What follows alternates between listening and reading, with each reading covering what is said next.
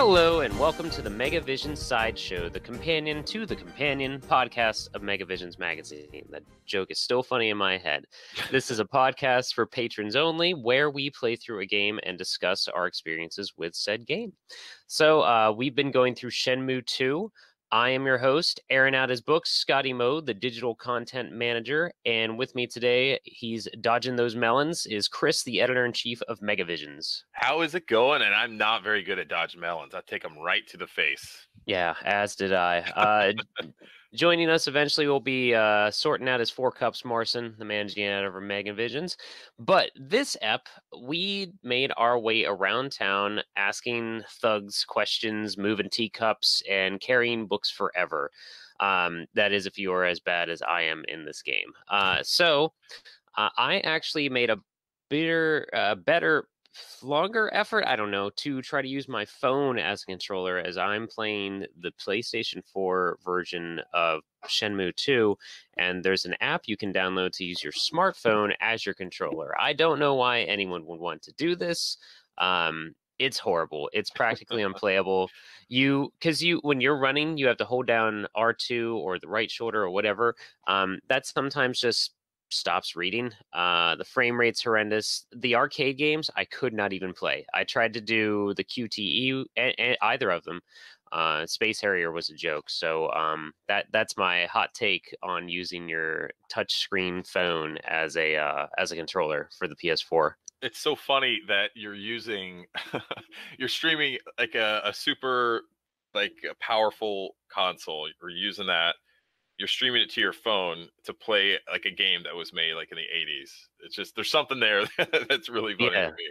Yeah, no, there is, because it's a remake of a Dreamcast game on a PlayStation 4, and I'm using my cell phone to play that game, and yeah, it's some sort of weird, odd chain of events that just don't need to happen. If it's somehow compatible with a Bluetooth controller, like if you could sync a Bluetooth controller to your phone and then play it that way. I don't know. All the buttons are on the screen, like even the home and the problem, I mean, no, I don't even know. I was going to say maybe it would make more sense if I was using a tablet, but it's just because it shows everything on there. It shows the touch panel, it shows the shoulder buttons, it shows the start, select, and home, or start and select. Those don't even exist anymore. The options and share buttons. But yeah, and if you turn it vertical, you have all the buttons on the screen so you can press them, but the actual gameplay screen is about 1/3 of it, and it's still like, maybe that would have made the QTE stuff easier, but man, it's just not made. And the frame rate is like, it looks like soup at some when I'm just turning or there's multiple characters on the screen. So I can't imagine playing a current PlayStation 4 game using this method at all. It sounds almost like you were playing the Dreamcast version because it right. has a super bad slowdown and frame rate, drops just throughout. Like as you're running around, anytime you're in an area where there's a lot of people, especially that one small narrow area. I can't remember what quarter it's in, but there's all those outside shops and like tables and stuff where people are eating. It's actually the scene where and we'll get to it a little bit, but where the melon gets thrown at your face. Yeah, it's like it's more active at night, so I called it the night market. But yeah, I know what you're talking about. Just a bunch of tents and tables and items on those tables being sold. So I didn't even think about trying to go through there. There's just so much stuff going on there that it just chugs when you go through that area. Yep, it does still slow down. And again, I'm playing the PS4 version, but it does still chug along a little bit when it's loading in a next area. Not necessarily like when the frame stops and Rio keeps walking, but just anytime I turn a corner and there's suddenly a lot of people. It slows down a little bit, but not as much as I remember on like the Dreamcast in the first game. Yeah, so I ended up like, as we talked about last time, my Dreamcast situation kind of screwed up because I was using a boot disk for the European version of Shenmue 2, and it all screwed up when I finished disc 1, and then I had to boot up disc 2. So I was trying to find some solutions, and it just, nothing was working out for me. So I decided I'm just going to jump back to the PC version and just stick with that one, fearing that will cut a lot of just the quirkiness out, and I'll just be able to focus on that one. Problem was, I had played the PC version a little bit, but I was nowhere near where I was just in the progress from where I was on the Dreamcast version. So this week I've had to kind of jump back and get all the way caught up, or as much as I could, to where we're at now. And so I started basically at where I was trying to get the 4 Voodoo again. And so that took me a long time just to get back to where we had kind of ended in episode 2. So that was just a big pain in the ass for me. Yeah, that sounds like it.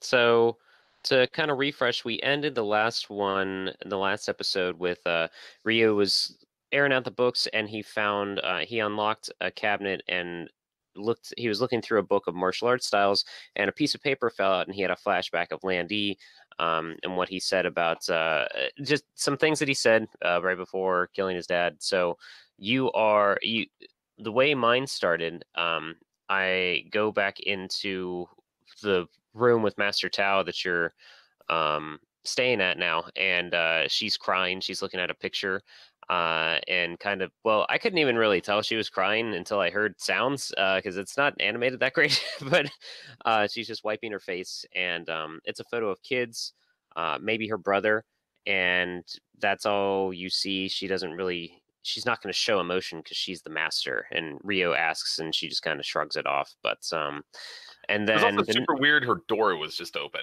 Yeah, it's just open a little bit. Rio's just creeping, peeking in. Like he likes to do. Yeah, he is a creeper. He doesn't understand human interaction at all. And so then the next morning, Fang Mei tells you that she was raised in an orphanage, as well as Master Tao. For some reason, there's a connection there. And so again, you're going to air out the books. How did you do at this lovely QTE, Chris? Taking the books out in the yard. I don't know what was happening, but I completely kicked ass at this. Oh, I did not dropped ever. and I remember it being a lot harder than it was in the past, but I dropped one time throughout all, was it 3 days that we did it? And I completed every single one. Man, I was able to get all the books, and so it seemed a lot easier for me. I don't know what was going on. I just maybe just in the zone or something. maybe I didn't. Sometimes the instructions are not entirely clear with stuff like this, and I thought that I still had to like use the D-pad at first to direct myself towards the tables. Oh, right. But really, all you have to do is hold down the right trigger, and he'll run, and then you use the D-pad to get the QTEs correct. But if you drop, and you have 3 hours from 9 a.m. to 12 to do this, and anytime you drop the books, then you lose 15 minutes of working time. And so if you drop them like 2 or 3, 4 times, you're done. But if you do it successfully, then each time you try to leave the school, I forget the guy's name, but he hands you a book of moves, and you learn something new. And let's see here. I thought it was funny that there at one point he says like Kung Fu cannot be learned in a day, but then you get the thing that says you mastered whatever. That was pretty funny. One tip I could give you that I've been using, it seems to work out okay for me, is obviously you want to run when you're carrying the books as much as possible. Once I go up to a book, I will run and run up until I get to the doorway. And then I'll release the shoulder button so I can walk. Because if you walk down the steps, then it usually only makes you hit like one directional button. But if you're running, you usually have to do like a three button combo. So if you're walking, you only have to do it one time. And then once I get that done, then I'll run again. And usually you only have to do like 1 or 2 more sets of kind of QTE before you're done with that book. And that seems to work out a lot better for me. Oh, okay. Interesting. That's good to know, because I was only trying to run, and so it would be like 4 button combo, and then for the further away tables it would be like 3 more or something like that. So that is good to know. I also I don't know which day it is. I think I messed up at one point and just I was totally thrown off from the guide, so everything was taking longer. So randomly, at one point, I encounter when you're almost done with the books, Fang Mei comes up with some tea, and I want to she talk about this scene right asks here. you if you want some, The one where she and looks like a cat. yep, and there's Marcin Hi. talking about cats. Yeah, Rio's like, "Thank you." And he takes one glass or cup or whatever, and then she's like, "Would you like some more?" And he says no, and then he sees that he finally learns how to read someone's emotions, This and is she gets how I really hit on sad. women. Yeah, he's really sad, or he sees that she's really sad, and he's like, "All right, I guess I'll have another cup," and he's happy, and then he looks at her with some sort of emotion, and Like a he was Vulcan. like, what's that? He has the emotions of a Vulcan.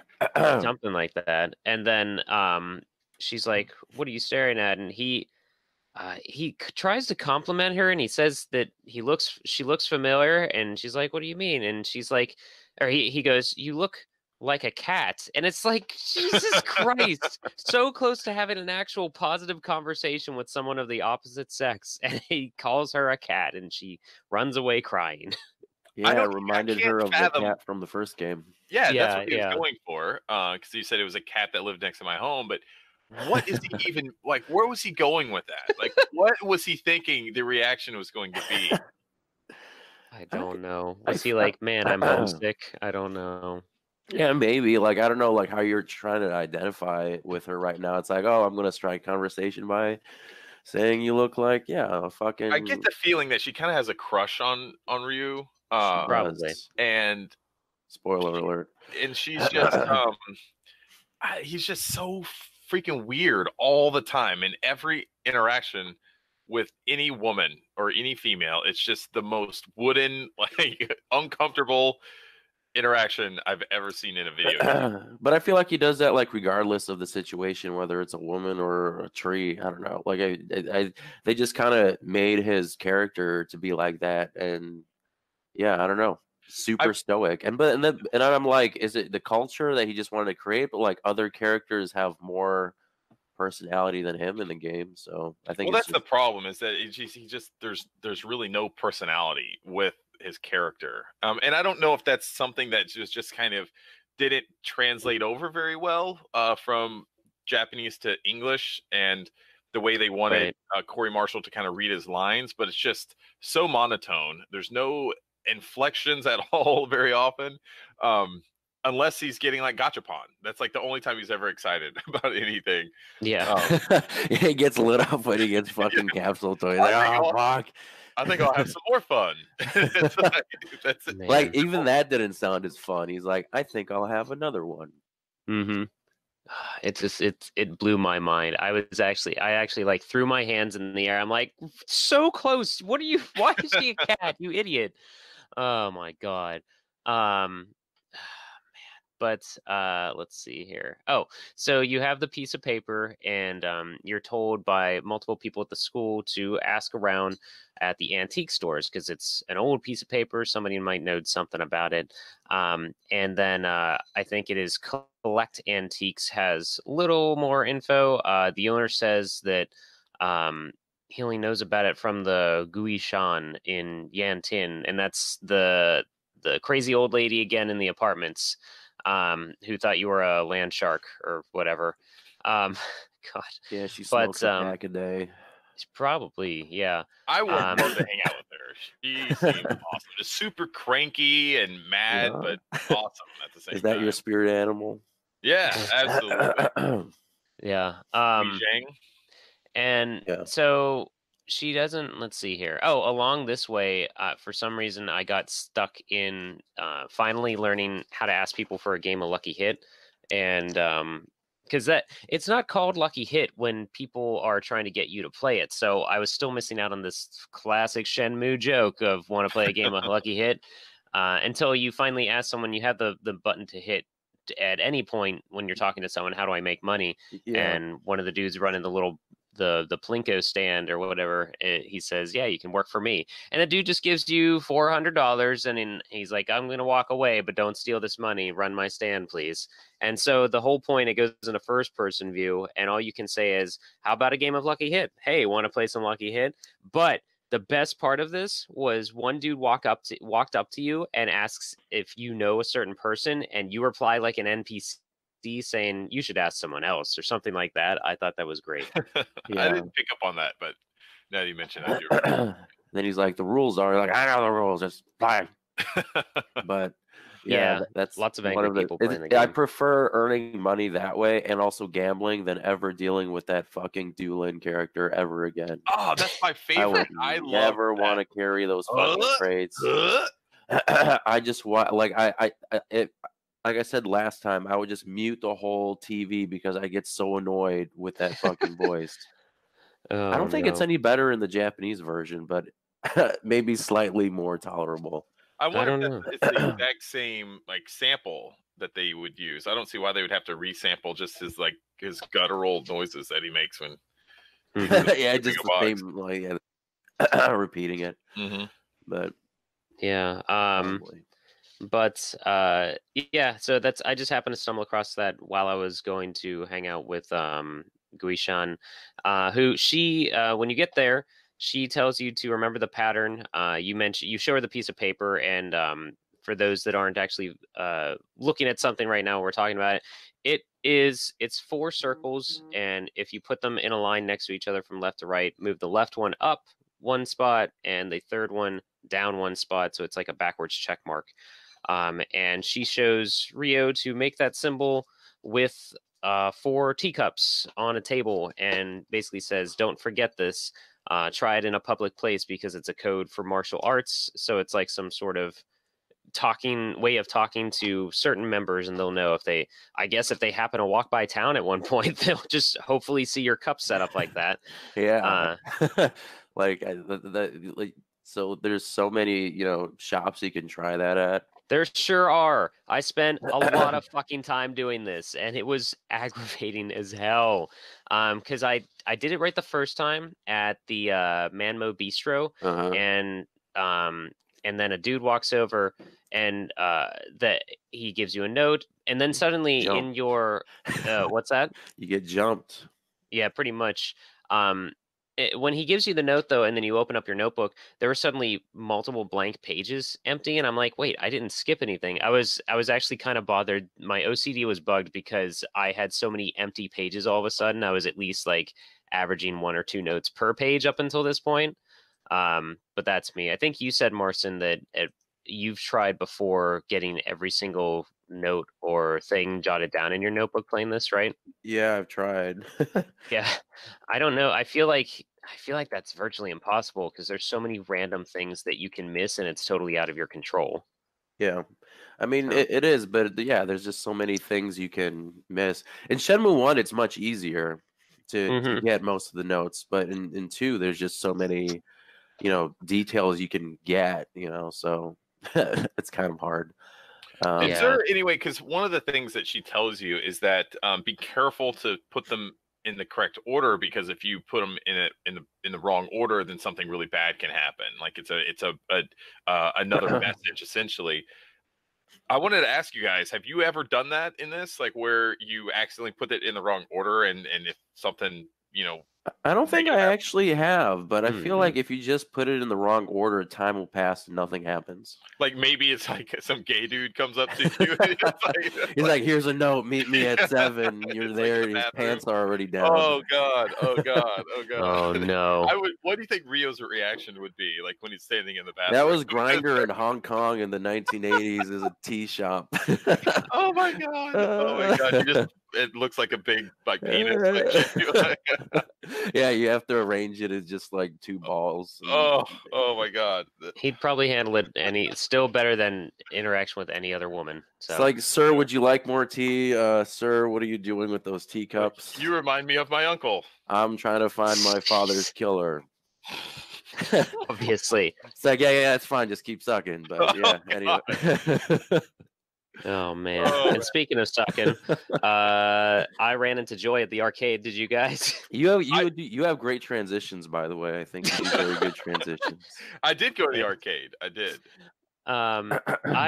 I thought it was completely random because the guy that we're following didn't even mention that you could run into Joy at an arcade.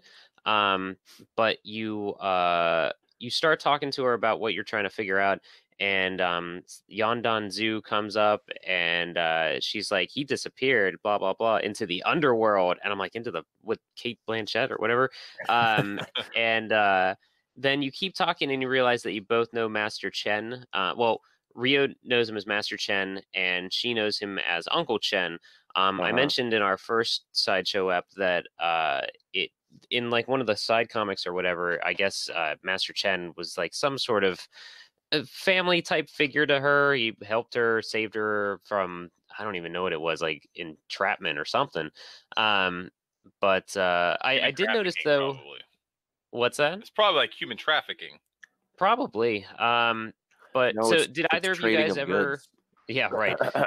Did either of you guys ever encounter Joy in any of the arcades? I don't remember if I ever encountered her in the arcades. Oh wow. I found her in the workers' pier later on. Yeah, that happens inevitably, I believe. Like the automatic ones, obviously you run into, but I might have like during my second playthrough.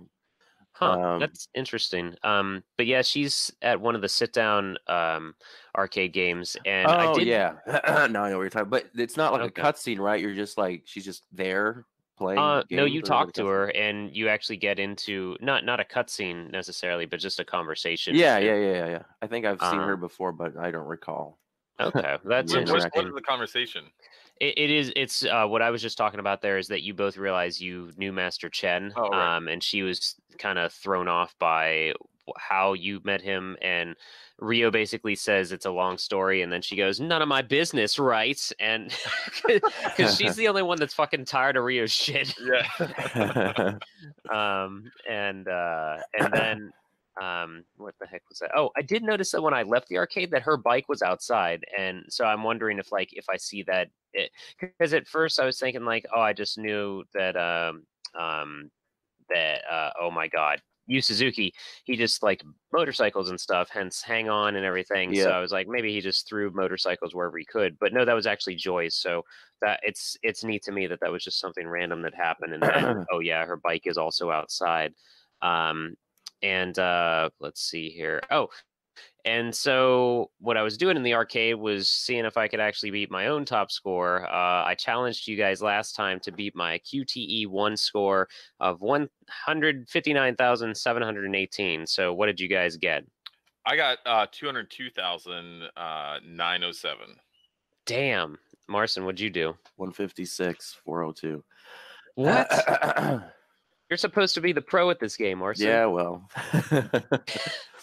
You could have tried multiple times if you wanted to. I went ahead and tried again and just got in the zone, and I got up to actually 202,613. So Chris still beat me, which is still nuts. I'll send you I took a screen capture. So I could I believe it. No, well, maybe we'll put it in the He post. photoshopped it. He opened up Paint. Yep. I've been taking up funny photos this whole time. The thing is, I didn't realize that what I scored at first, because I've been playing the PC version, like I said, but I have the HD mods put on. Yep. Oh yeah. And it screws up the game like so much. Like, did you ever read the fine print where it said to like go in the folder and like change one of the codes to like false or true or whatever it was? No, I didn't see that. So if you don't, then yeah, it'll be even more fucked up. But because like I did what they said, and I still got like these weird shadowy faces. Not as terrible as like I guess you had like people's dresses on their faces and weird skin textures. That now, but there was this one really funny scene later on where I can't remember at what point.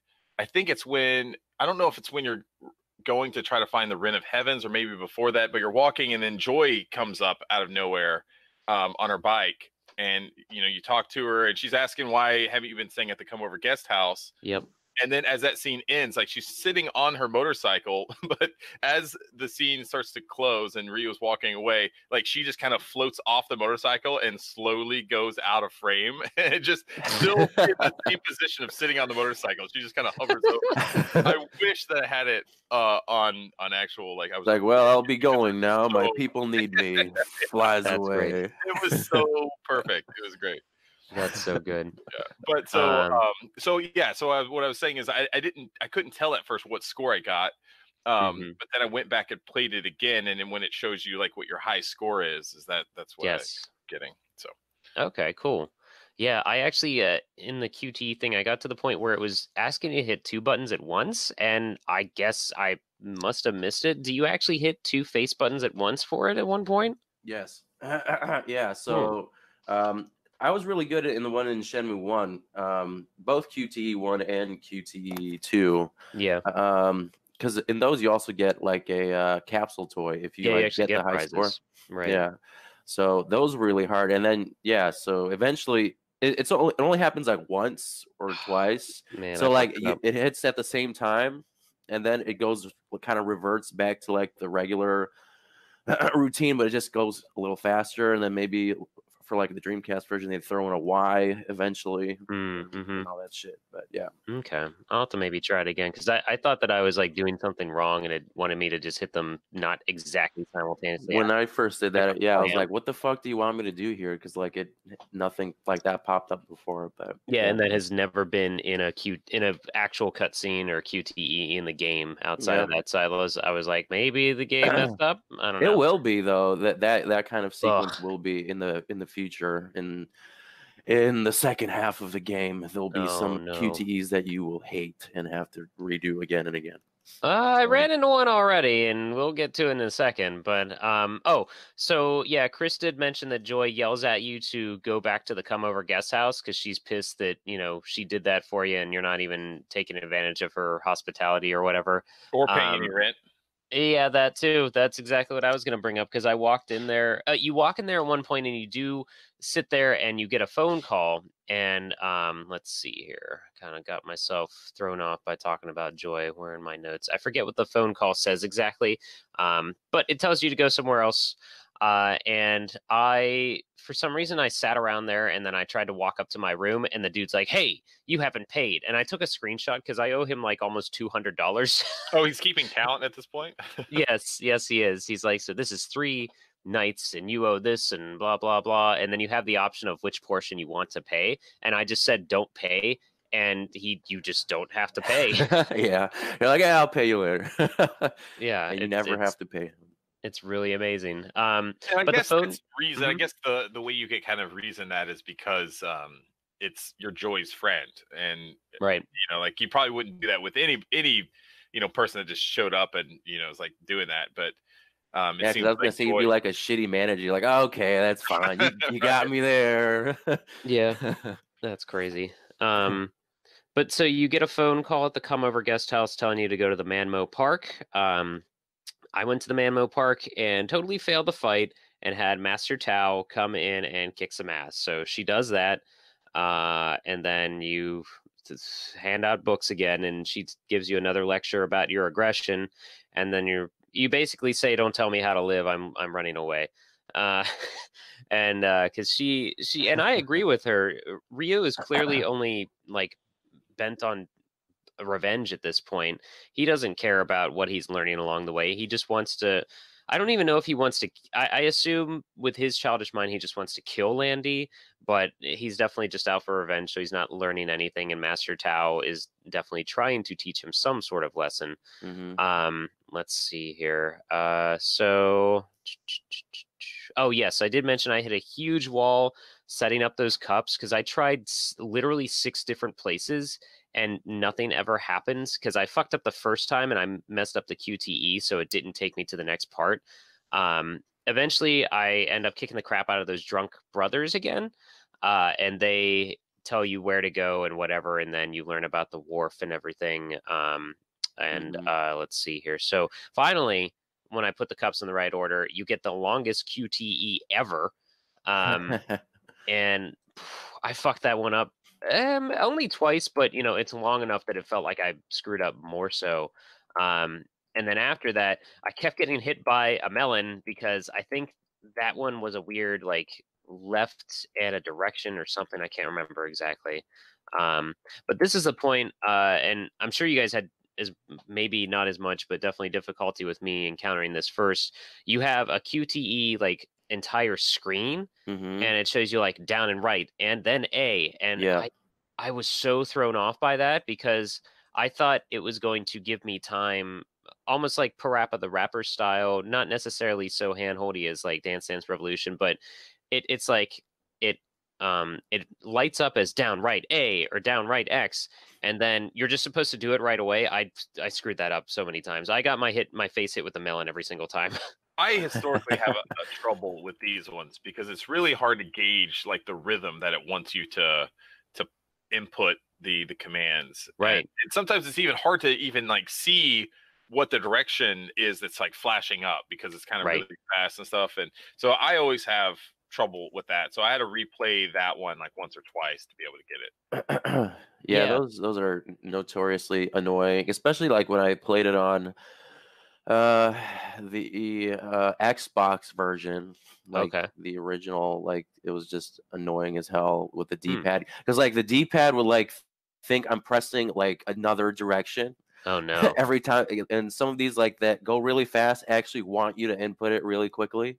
Mm-hmm. If you take too long, yeah, it just won't detect or something. And I'm like, am I doing this incorrectly? You know, there's like these ones in like the Yellowhead building where it's nothing but those kinds of sequences where it's, just the screen. It gives you like, all right, down, left, A, B, and Yeah. then it's a pain in the ass. But I increased my dexterity skills tenfold. But yeah. Yeah, and it doesn't and I mean I think maybe I was having trouble with the book carrying thing because when it is the directions they're all just a white arrow. So you just have Mhm. to be ready to hit it in the right way whereas the face buttons are at least different colors. But again, I kind of wish I was doing either Dreamcast or like Xbox or PC because the PlayStation face buttons all have the same background but there's a different shape Uh-huh. on them. So even like it made a little more sense with the Melon QTE because they at least showed you where it is on the controller, sort of, but it's still just like, holy shit, this is out of nowhere. This is completely out of after the longest QTE you've had in either of these games, you throw this at me. Did you go the pace for when you dusted those books, or did you run? Yeah, we talked about that just before you got here, and I was running and I Yeah. shouldn't have. No, I So see. Like I was running, and then I just got really good at it when the arrows showed up, because yeah. it was just they just show up much quicker.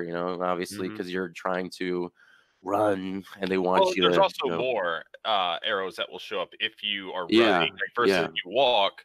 Mhm. There'll only be like one for I each was sequence. impatient though, but I think that's probably what they were trying to teach you is not to be impatient.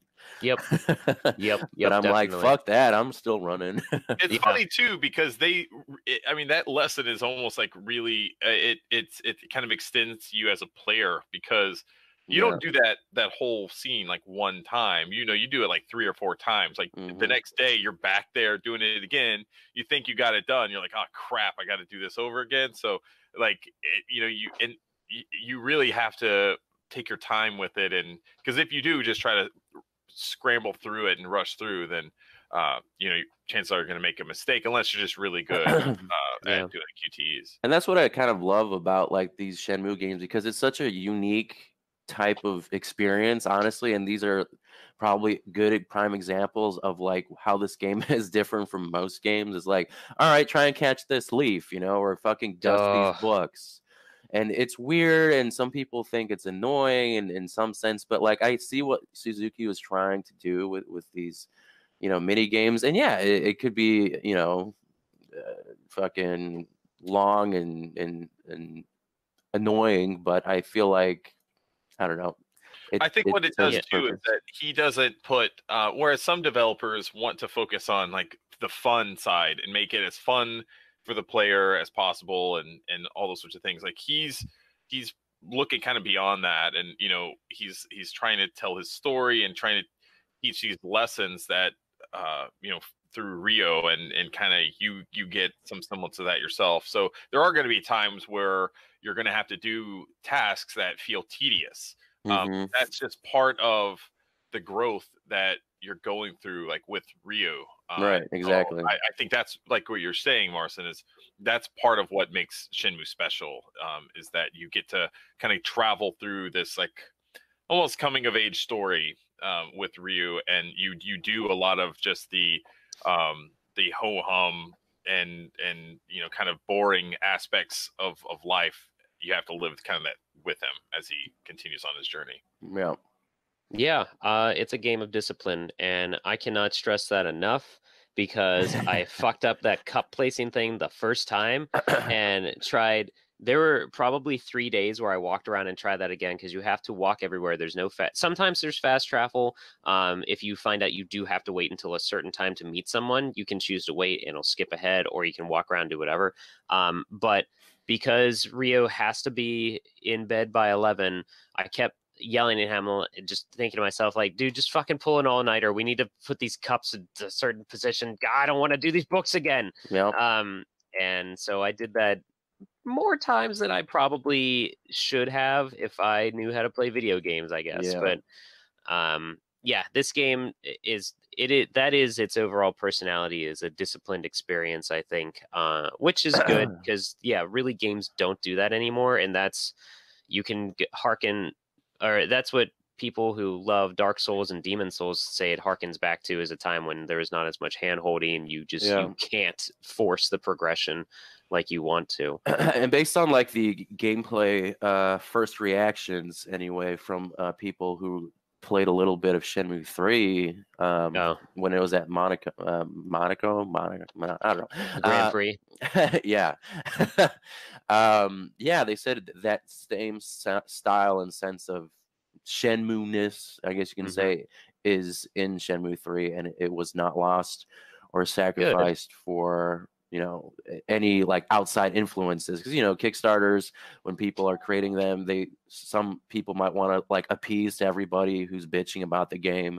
When you keep sending updates every other month about the progress, you're like, well, are you putting in forklifts here and all that shit? I'm like, why would you want forklifts like if he's like in a little village, like it might still be there, but that sense of mundaneness, for better or worse, is gonna be in Shenmue 3 too. You know what I hope they add into the next one, which could maybe be something similar to the forklift, because I think what in Shenmue 2 is kind of the box moving. Oh, there is a type of thing like that. It's chopping blocks, though. It's chopping wood. Oh, so are you talking about in Shenmue 3? Yeah. Okay, what I was going to say is, like, I would like to see some a fishing aspect. There is also fishing too. Yeah. So there's fishing in there, and there's wood chopping. And the fishing, you can sell the fish for money and stuff, and you can also actually change Rio's outfit from top to bottom individually. So there's like different shops, and some of them will have the same type of clothing, but some of them will be more expensive. So he's like, just look out for the best deal, is what Suzuki said. Oh my gosh! So I like that they added that in. Like, there's new elements in Shenmue 3, but he's still maintaining, like I said, that Shenmue-ness with like chopping blocks. And I don't know. That's if it didn't have that slow-paced atmosphere, it wouldn't be Shenmue. That Shenmue goo you're walking in. Like, now Ryo Hazuki has 2 Uzis, and running around. I would love for them to also add in some outfits from other Sega series. Oh, that'd yeah, be cool. Get really fun with it. I could totally see him walking around in the Space Harrier dude's jacket. Oh my god, that would be great. He said you can like alter Ren's and Shenfa's clothing too, and he said there might be more Sonic the Hedgehog hats, like DLC clothing. Yes, yeah, I'll get it for $5. Rio's just like walking around with the same stone cold face, but he's got that Sonic hat on. Or maybe chopping blocks. Yeah, maybe one of those froggy hats. Or like Joy's pants. Yeah, that'd be fucked up. So speaking of fucked up, I want to talk about a glitch that I encountered as I was walking down the street. An old man was walking up a hill and just gradually sinking into the ground. And so I, of course, had to talk to him. And so I had a conversation with him, and thankfully I got a screenshot where he's up to like his chest. He's just in the concrete. And I was hoping that it would continue and that it would let me like follow him in the ground. But the best part is though that he's looking up, so it's definitely like he's not looking straight ahead. But it would have been funnier because he'd be looking at Rio's crotch. But he's looking like straight up at Rio, and Rio's looking down at the ground in the conversation. But yeah, he's just like completely sank, and then unfortunately. Oh, actually, fortunately, he said, "Oh, I can show you how to get there." And I was like, "Yes, I'm going to follow this man while he descends into the planet." And but instead, he just suddenly whoop, was like up in the correct level again, and so I stopped following him. I haven't come across that bug, but now I want to see it because that would be funny if he just like, "I will take you there." It's like, all right, let's all both sink into the That would be cement great. and follow each Yeah. other. What was funny though was like I got tired of waiting, so I ran to where it was and just kind of guessed and found it. And I walked in and then walked out. And then he was standing outside and he's like, "All right, here it is." I'm like, yeah, I just left. Why are you? I already found it, old man. Thank you, though. He's just doing his due diligence, I guess. Yeah. But yeah, so failed the melon thing. You kick some ass, but really only a couple people's asses, and Master Tao actually comes in and saves you, but somehow Rio never sees her. And you meet up with Zhang, who doesn't know where Zhu is. And then that's when you tell Master Tao you're looking for the Wren of Heavens, and she's like, "You really shouldn't do that." And Rio's stubborn as fuck, so he's like, "I don't care, I'm leaving."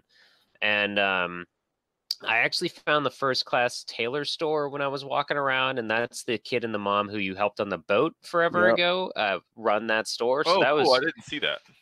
Yeah, I couldn't even tell you where that is because I was just like going into random stores killing time at this point. But that was neat. And then you eventually have to head all the way back to the pier to find the Wren of Heavens. It took me a long time to figure out how to get back to Aberdeen. I was running around like, there's not. Here's the problem with the map system, and I know you were kind of complaining about it a few weeks ago, Scotty. But yeah, all it shows you is like if you look at a map in a quarter, it will show you like it'll show like when you go into the next quarter over, but it doesn't list like what quarter that is. So you can just look at the map and you'll see where there's stuff in that area, but it doesn't really give you a good idea of like where to go beyond that to be able to get to a certain quarter that you need to go to. Yeah. I found a kind of a low res map, but I'll send it to you guys. That's kind of been helping me, but I don't even know if it matters since Kowloon's coming up. But yeah, is it? I feel like I don't. I feel like I'm never making. Who knows?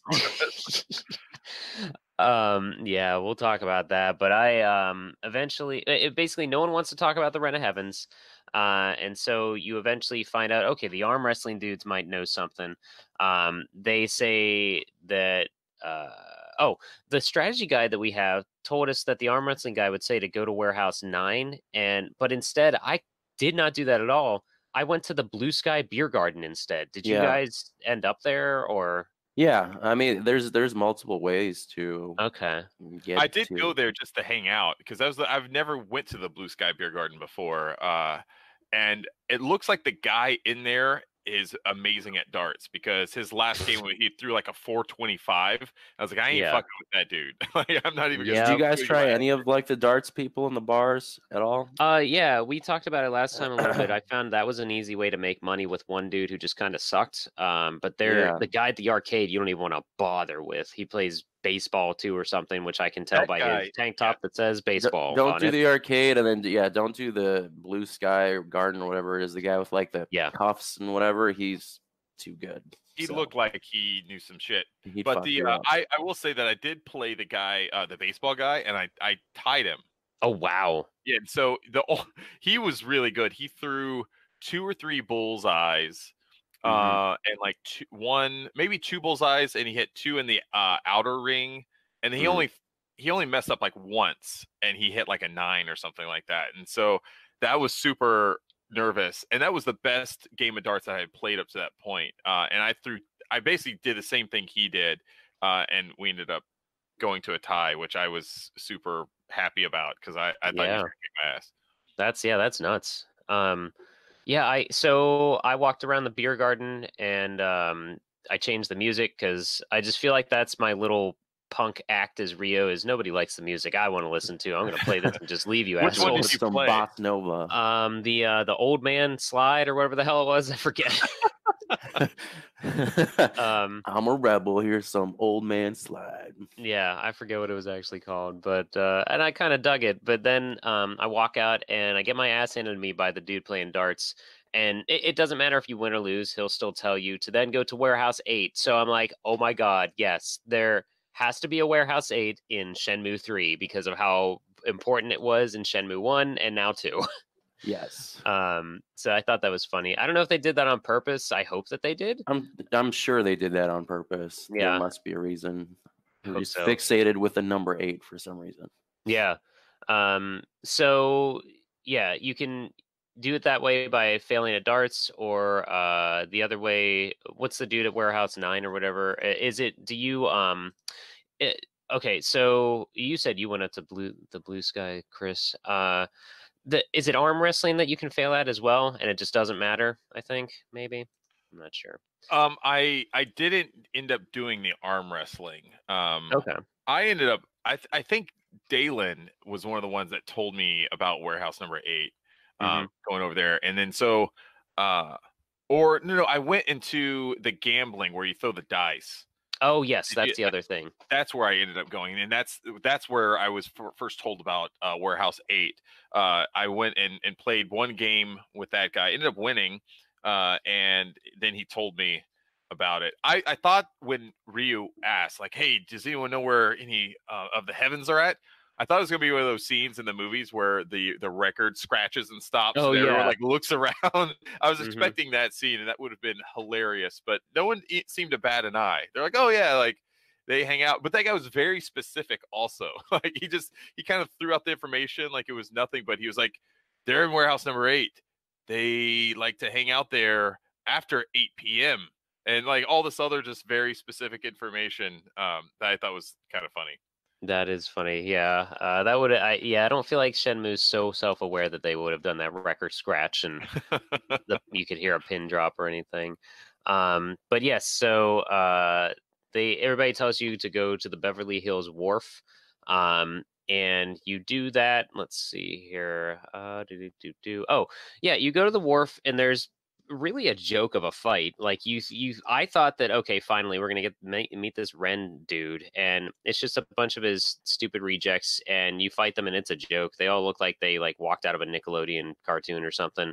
And then but actually, even if you're doing well, it fades to, or wait, no, then they say, yeah, they'll take you, and you go up to the bouncer, and the bouncer's like, there's some sort of communication between the thugs and the bouncer, and then you get in there and there's suddenly like 60 dudes surrounding you basically.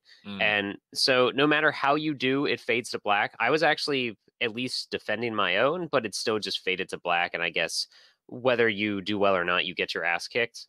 And then you wake up actually on a houseboat, which is Wong's houseboat, the little kid that helped steal your backpack in the beginning. And I actually thought this was really cool. It's like, man, this game is so freaking expansive. Like, I just traveled across that whole town to finally get back to where the game started.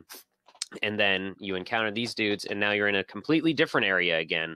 And it's massive enough. And this Wong has got it pretty good for a kid. He's just living on his own on a houseboat.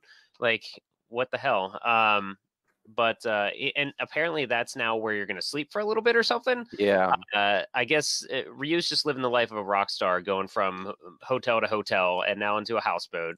I thought that was cool, though. It just takes you to a completely different area. I will say this also, I think it has the best piece of music from Shenmue is the song in the cutscene where he kind of gets up, and it's called Morning Fog's Wave.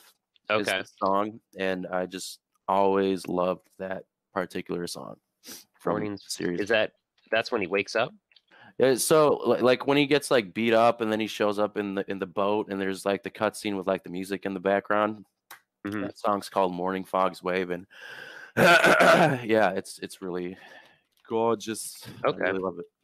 All right, I'll have to look that up again because I've been trying to take notes of like the songs to use as our outros as well, and it's just a great soundtrack overall too. But Yeah. so you leave his boat and you're going across some boats and you're in the I guess what did I say it was called? The wharf now? Yeah. Yeah. And almost every turn you're going to encounter some thugs and you got to fight them, but in a first person mode all of a sudden, or sort of it's like transparent Rio. Yeah, that was a weird. It doesn't help with your moves that you have to do from like side to side. Mhm. Like a 2D fighter, suddenly you're in first person. So, and you got to find Cool Z.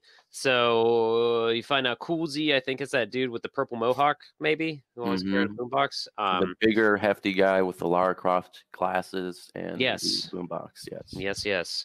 So you got to find him. Also, Wong gave you a Sweet Heaven Zippo. I hope that you can buy those in real life somewhere. But yeah, you find Cool Z and his buds just hanging out near a school bus, and they're like, "Oh, you want to talk to Rena Heavens? Gotta make a donation." $500. And I'm like, maybe we can bypass this. And you talk to them again, they're like, $500. I'm like, God fucking damn it, game. Do not make me earn money now. It's taken me so long just to find this spot. Just wait until you get to Kowloon. But I was reading a little ahead in our guide. So I stopped here because I hit a wall. I was like, I need to step away. This game is actually pissing me off now. So because it's just making money is like, okay, I suck at darts. Maybe I can find that idiot and take him for all he's worth.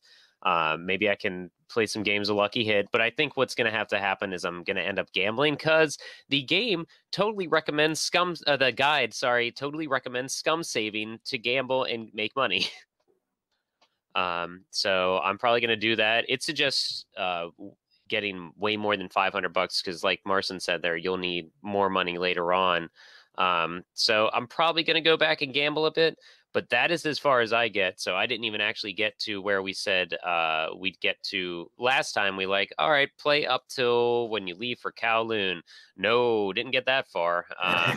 So I'm sitting here, gotta make $500. I'll tell you, I didn't even make it as far as you did. I'm still waiting for to get to Warehouse 8. Like basically, I'm waiting around, just biding time until the heavens get to Warehouse 8, and then I can go and basically do everything that you did. But I plan on trying to do some box moving. Is what I want to do. I'm gonna say this game is all about patience, but fuck Doolin in those boxes. I'm never gonna play that mini game ever. I don't remember. Don't you only make like $20 a box or something? Yeah, so it's like it's not even really worth it, really. $10 a box, I thought. But you waste a lot of time, and I just gamble and make money that way, honestly. I'm probably gonna gamble and scum save because I'm tired of I don't want to be a disciplined kung fu master anymore. Yeah, just do arm wrestling and dice bowling and card games. Yeah, Lucky Hit seems to take too long because that's kind of randomized. Yeah, that too. I just stick with gambling.